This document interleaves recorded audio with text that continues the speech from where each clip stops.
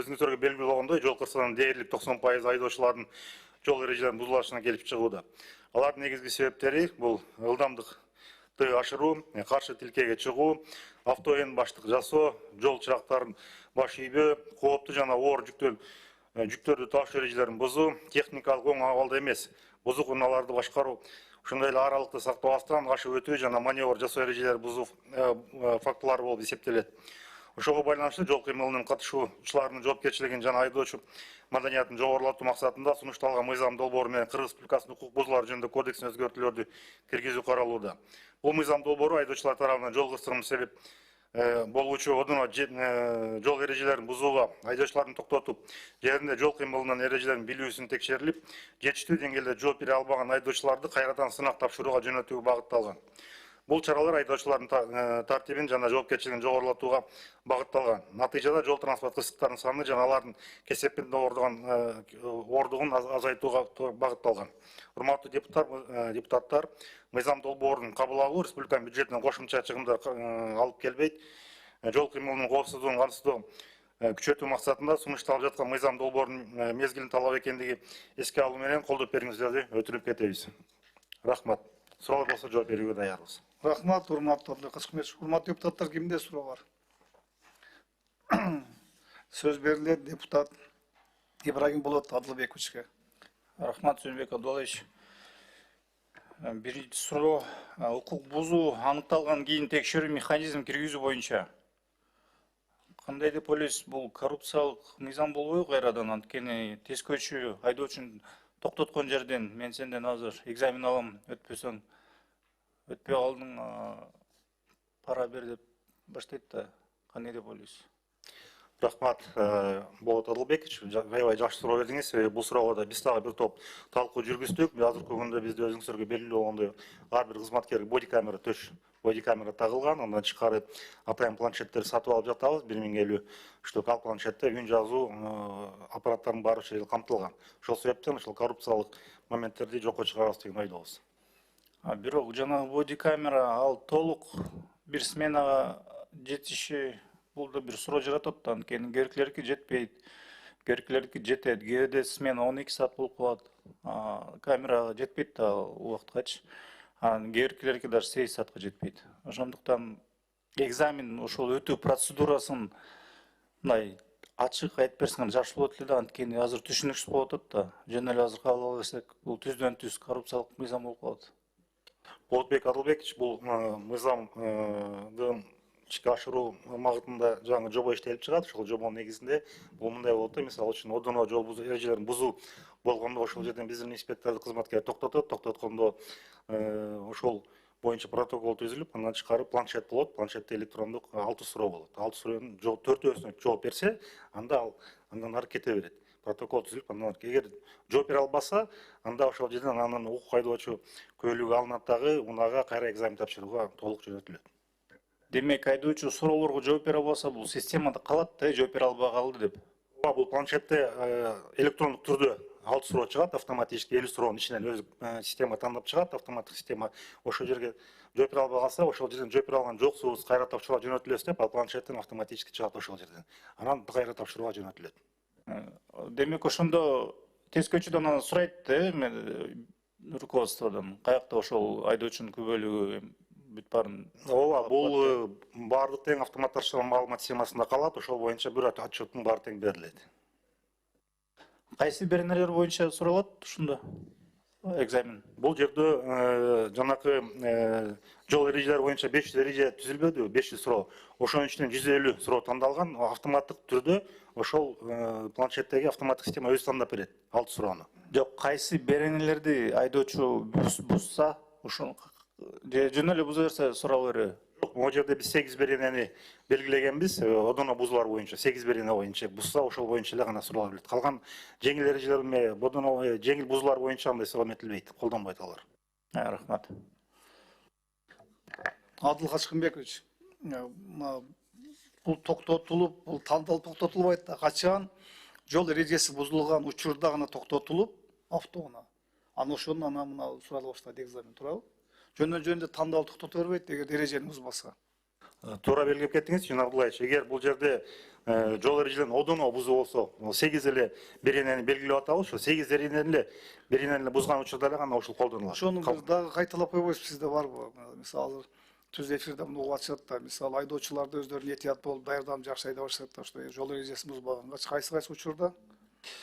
Бул мисалы үчүн 182 прим 1 бөлүгү боюнча эксплуатацияга тыюу салынган техникалык бузуктары бар транспорт каражаттарын айдоо учурунда мамлекеттик каттоо номерлер жок башкаруу учурда ошондой эле айдоочунун токтотуу жөнүндө талаптарга аткарбаса, ошондой эле белгиленген ылдамдыкты 40 км/сааттан көп, бирок 60 км/саатка чейинки ашуусу болгондо, ошондой эле белгиленген ылдамдыктан 60 км/сааттан ашырып айдоо учурунда ошону менен бирге 188 беренен жол чырактарына баш ийбөө, тротуар, велосипед жана жөө жүргүнчүлөрдүн жолдорунан жүрүү учурунда атайын жарык берүүчү жана үн чыгаруучу сигналдык түзүлүштөрдү иштетүү менен жүрүп бара жаткан транспорт каражаттарынын кыймылына артыкчылык бербөө, каршы кыймыл тилкесине чыгуу менен озуп өтүү жана маневр жасоо, ошондой эле автоэн баштык, материалдык чыгым менен коштолгон жол кырсыктары, адамдын ден соолугуна зыян келтирилген жол кырсыктары, кошумча жабдыктарды мыйзамсыз орнотуу жана кооптуу жүктөрдү ташуу эрежелерин бузууда.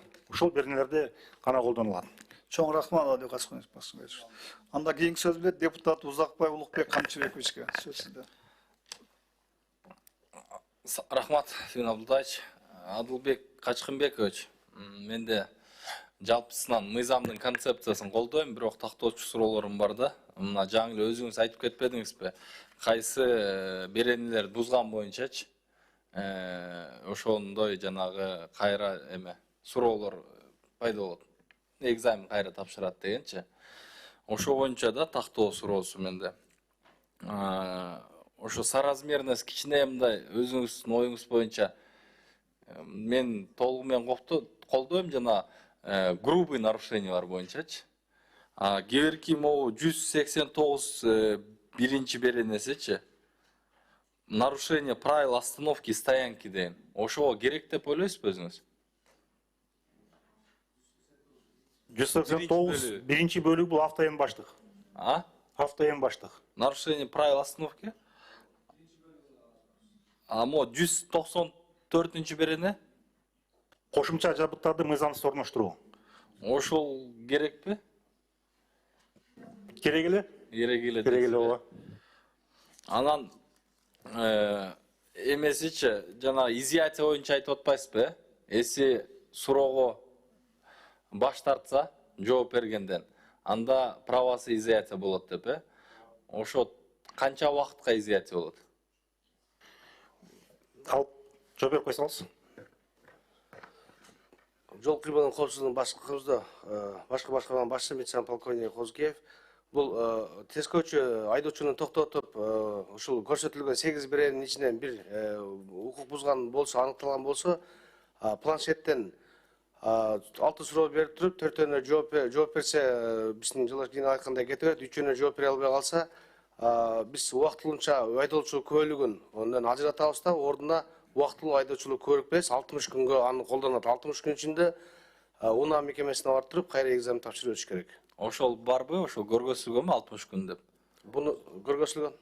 Көргөзүлгөн. Бар, Улукбек Камчыбекович, бул боюнча дагы өкмөттүн токтоо менен жоболор бекитилет, ошол жерге кээ бир моменттери такталып кетет. Порядок обжалования барбы? Каралганбы? Ооба, жалпы кодексте көрсөтүлгөн. Кандай ошосу? Эгер бул ошол жол эрежелерин бузуу менен макул болбосо, бул Жок, ал жол эрежеси менен эмес, биз жанагы экзамен боюнча айтып атабыз да. Ошонун кандай порядок? Бул экзамен боюнча бул автоунаага жөнөтүлөт да. Мамлекеттик мекемеге, УНА мекемесине ошол жерден экзамен тапшырат. Жалпысынан инспектор өзү жана тест алат да туурабы, канча суроого жооп берет. Ошонун макул эмес болсо кандай болот деп атам да, ал жана жол эрежесин бузуу боюнча эмес, именно тест боюнча макул эмес болсо кандай болот? Бул боюнча Улукбек Камчыбекович автоматтык түрдө планшетте бул чыгат да, тапшырды же тапшырган жок деп. Анан тиги УНА мамлекеттик мекемесине кайра тапшырууга жөнөтүлөт. Өзү кайра барат. Ошо макул болбосо барып кайра тапшырган укугу бар, бир эле жолу.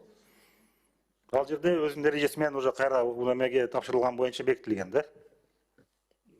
өзүнүн бир жол айдоочулук көлүк алуу боюнча эмеге эрежелерде. башка эмеси жок экен да, ошо укугу бар, только бир жолу барып кайра тапшырган, Ооба, тапшырууга укугу бар. бир жолу.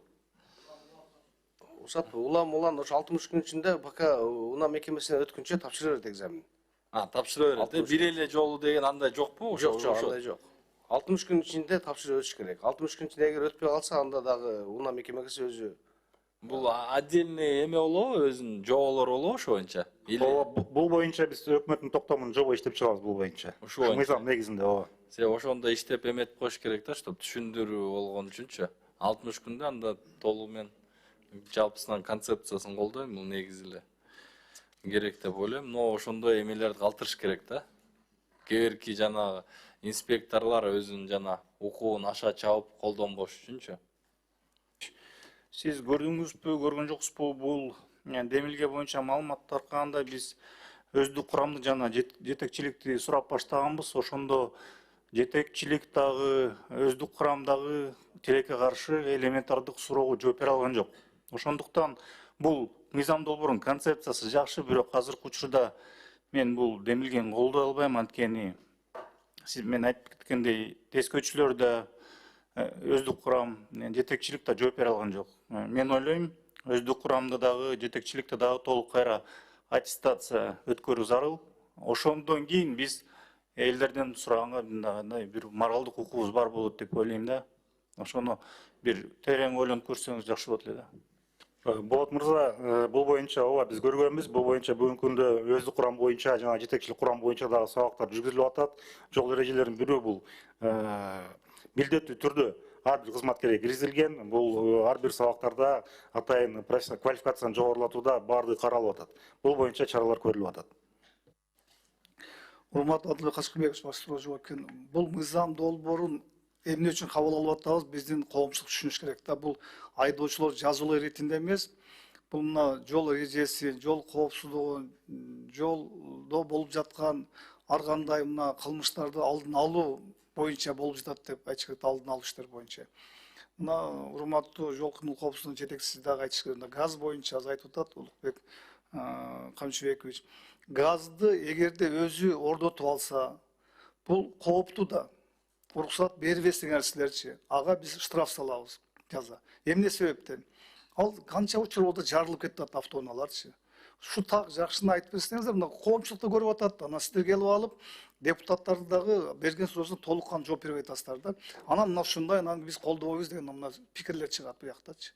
Өзүңөр туура ушу так дана жооп бериш керек да. Келген даярданып келиш керек бул жакка мыйзам долбоор боюнча.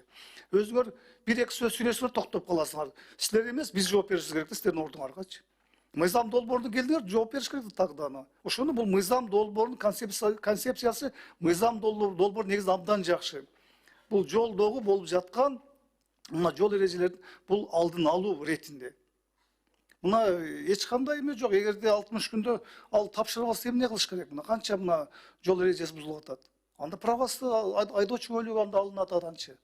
Ошон жана Болотбек Адылбек айтып атпайбы? Эгерде силер өзүңөр билбесиңер, туурадан кандай өзүңөр билбесиңер, силер алда экзамен ала аласыңар аданчы.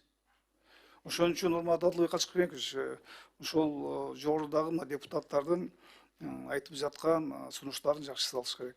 Анда башка суроо жок экен, анда урматтуу депутаттар, комитеттин корутундусуна токтолобуз. Комитеттин корутундусу төмөндөгүдөй. Биринчи, Кыргыз Республикасы Министрлер Кабинети төрагасы Касым Алиев тарабынан демилгеленген Кыргыз Республикасы укук бузуулар жөнүндө кодексине өзгөртүүлөр киргизүү тууралуу Кыргыз Республикасынын мыйзам долбоорунун концепциясы жактырылсын жана аны биринчи окууда кабыл алуу Жогорку Кеңешке сунушталсын. Экинчи, ушул мыйзам долбоорун Жогорку Кеңеште кароодо баяндамачы болуп ички иштер министринин орун басары Урманбетов аныкталсын.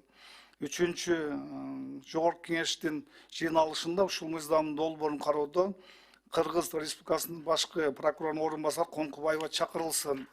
Урматтуу депутаттар, корутунду долбоорун добуш коем, добуш бериңиздер, ким макул? Каршы жок, чечим кабыл алынды. Каршы бирөө. Сиз каршымы же эмне? Колдоп атасызбы? Каршы бирөө, калгандар бардыгы макул.